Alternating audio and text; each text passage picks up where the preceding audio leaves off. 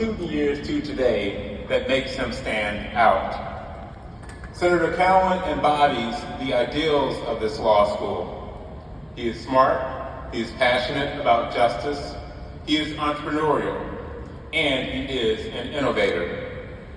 In every position he has held, from serving on the senior leadership team of Massachusetts Governor Deval Patrick, to representing Massachusetts in the United States Senate, to leadership positions with Mint 11 and ML Strategies, as well as General Electric.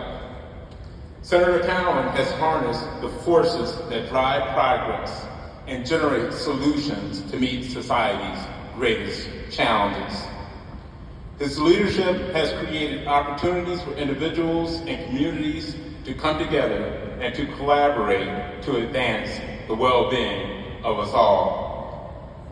Senator Cowan is a member of the U.S. Association of Former Members of Congress and has served on governance and advisory boards for the Massachusetts General Hospital, Duke University, Mass Challenge, the Edward M. Kennedy Institute for the United States Senate, Eastern Bank Corporation, Stackwell Capital, and Mass General Brigham, and as a trustee of Northeastern University.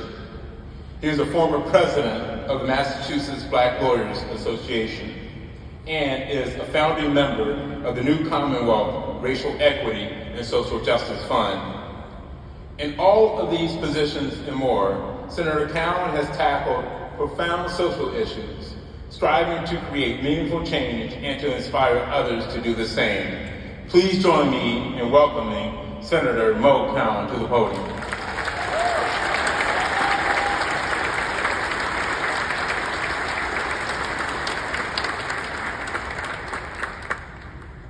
Wow, just wow. Before I get into my prepared remarks, and just to make the folks working the teleprompter a little nervous, I'm gonna go off script. Dean Hackney, it's a tremendous privilege and honor to be here today. Had I known I would have to follow those three speakers, I would have declined the invitation. How about those speakers, folks?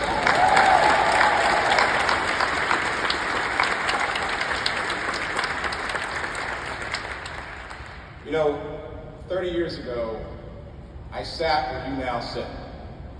And we were listening to the late, great Professor Lonnie Guarnier offer us words of encouragement and purpose to my graduating class. She was amazing. Still, the entire time that I was sitting where you're sitting right now, I suspect I was thinking the same thing that many of you are thinking in this very moment. I hope this will not be a long speech. Fear not, dear graduates. I pledge to be brief and to the point.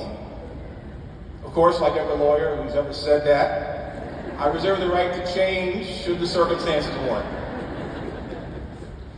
Dean Hackney, distinguished members of the faculty and staff, especially my classmate, Olivia Adler, class of 94, represent, and Rashmi Dayal Shan, wherever you are out there, thank you for inviting me to speak today.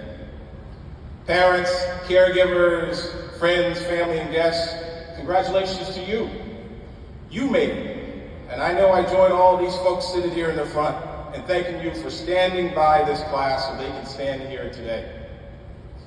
And of course, to the graduating class of 2024. Thank you for affording me the honor of addressing you on this momentous occasion.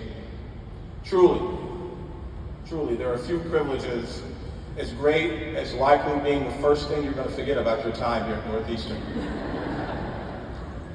Graduates, today you are to be celebrated for your accomplishments and excited for what lies ahead. You've come a long way since your first days on Huntington Avenue, and you're ready to go forth and put your education to good use.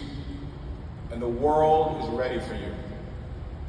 For what lies ahead is a truly important work for which this dynamic faculty, and if you're more trained and Kendall Smith out there, your co-op employer / commencement speaker taught you and prepared you for. So celebrate today and a few more days yet. Then I urge you to regain your focus and get ready to go to work. And I don't mean just billing a lot of hours. talking about the work of defending our democratic form of government and protecting and preserving the rule of law and all that depends on it. I recognize, even today, that I'm far from the first to tell you that the rule of law is the cornerstone of any just society. But the rule of law is not a given.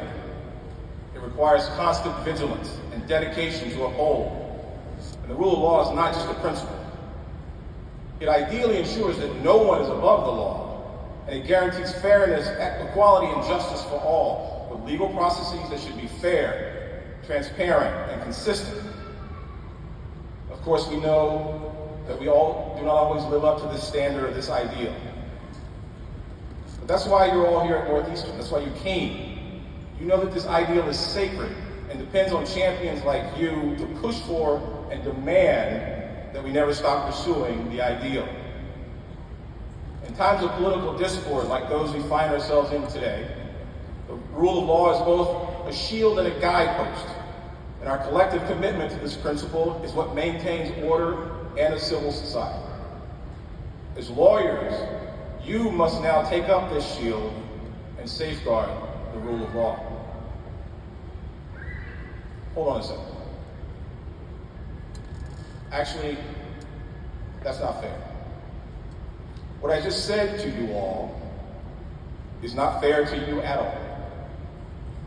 While in fact this duty does fall to you as you now join the ranks of those of us who swear to uphold these principles, it's not fair to place this weight on you without telling you how to bear this weight. To do so would be the equivalent of me giving you no direction, but tasking you all to go forth and achieve world peace, solve the climate crisis, or most importantly these days, settle the beef between Drake and Kendrick Lamar. Instead, I'm going to give you a roadmap to doing your part to save our democracy and protect our civil society. At Devoted Health, where I work now, we have an ambitious mission to take care of the healthcare needs of America's seniors and eventually every American and everyone everywhere, like family, while radically transforming the healthcare system. This is important, but hard work. So every day, we encourage our teammates in this work by asking them to do the easiest version of the hardest thing. If you focus on doing the easiest version of the hard thing, eventually your efforts will render the impossible, improbable, achievable. Do the easiest version of the hardest thing.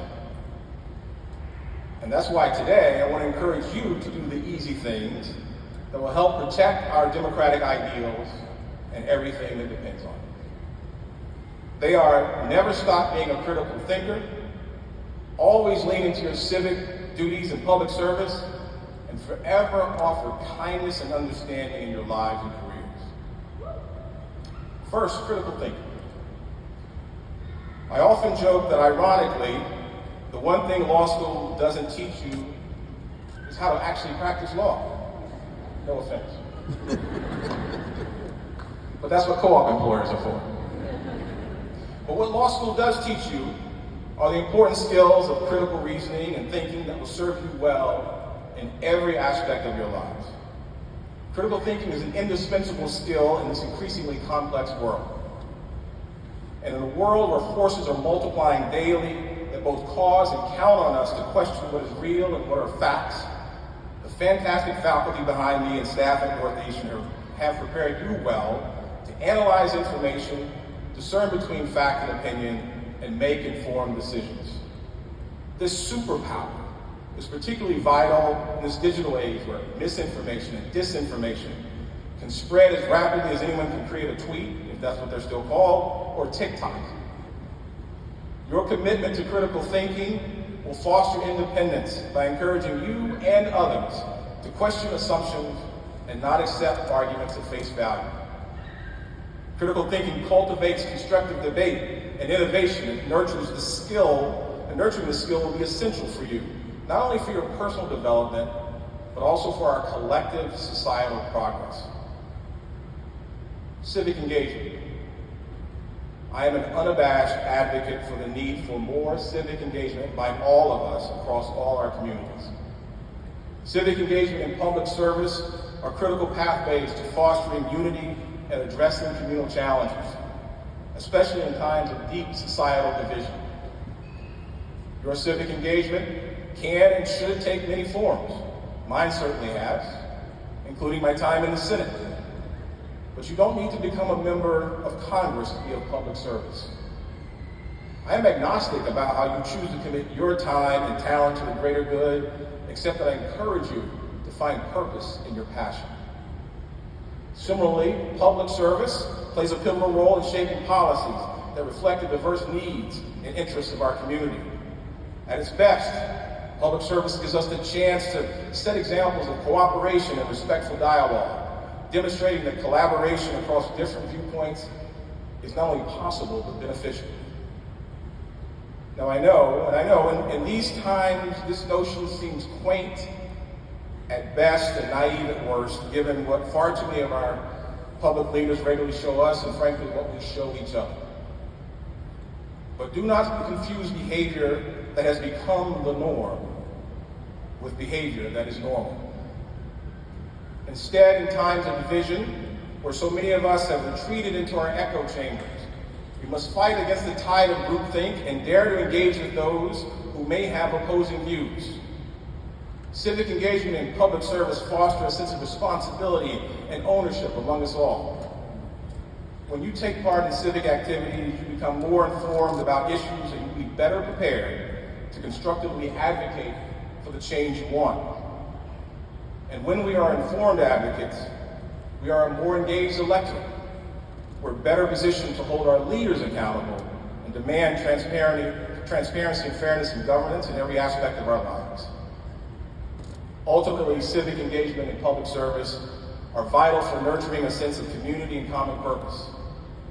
In a time of division, this is not just beneficial, it is essential for the survival and thriving of democracy itself. Last, the importance of being kind.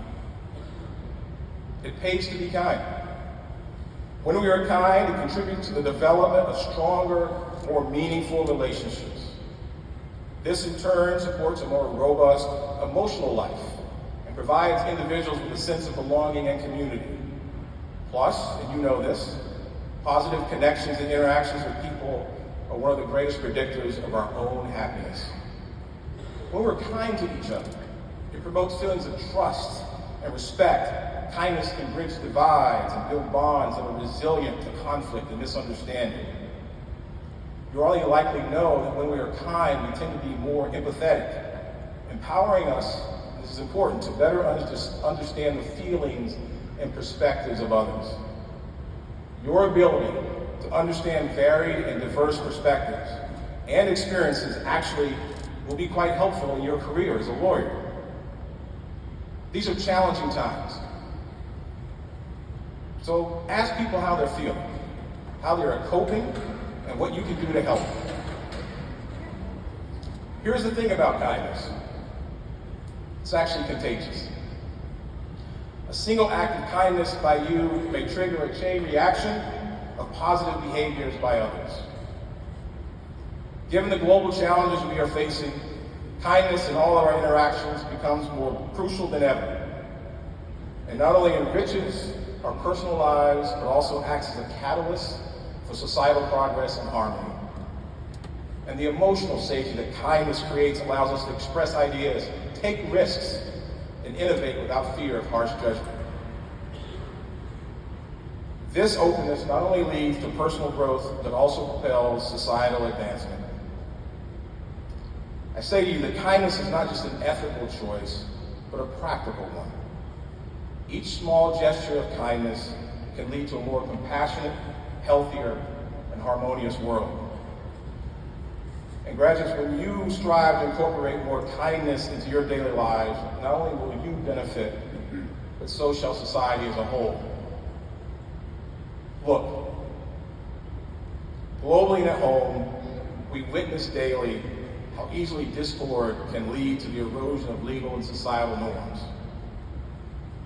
It is in these challenging times that your new role becomes crucial.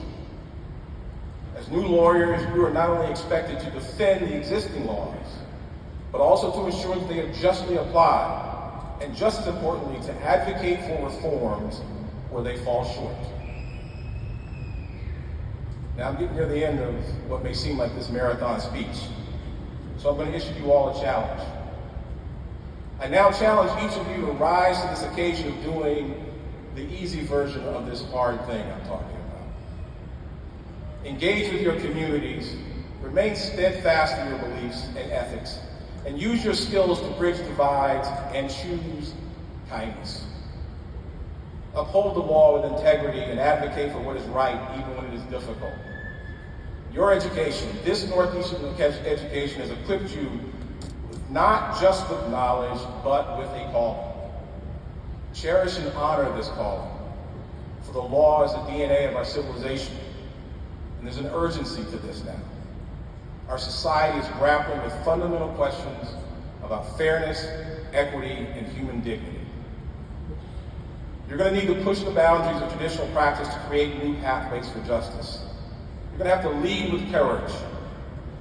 But let your work be a beacon that lights the way for others, a testament to the values you have embraced in your time here.